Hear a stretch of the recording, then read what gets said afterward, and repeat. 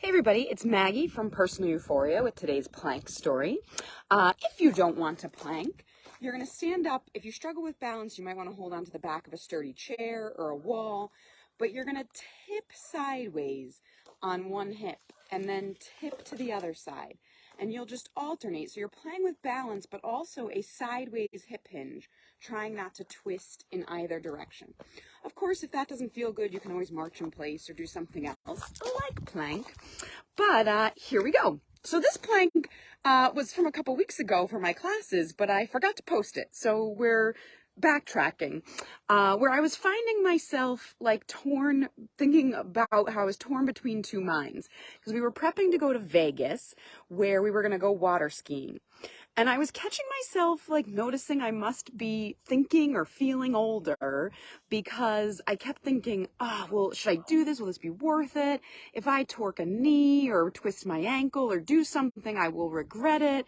And I just think when I was younger, I would not have worried about that. But now, like, if you get injured, it impacts your life so much and it takes longer to heal. And I was like, and I didn't like that. I was like, I don't want to stop doing things because I'm older. But at the same time, I was thinking about how last year when Matt and I went to Aruba, that's a pretty safe island to go to. They are not prone to hurricanes or rain.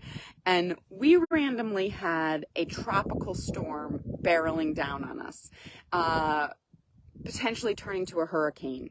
And they had to close down the island. There was like a state of emergency. It was coming right for us. But because it hadn't technically become a storm yet, it hadn't been named. And it was the second time this was happening this year, I guess. So they just kept referring to it as number 2. And they kept saying like, number 2's coming hard. Number 2 will be here by tonight. Everyone take cover for number 2 is going to be terrible. And all I kept thinking is, does number 2 not mean the same thing in Aruba that it does in the US? Because I guess I'm still 12 years old. It was the one piece of humor in the event. Like, I just kept laughing hysterically at the way they were like, number 2 will certainly be a disaster. Everybody has to take cover for number 2.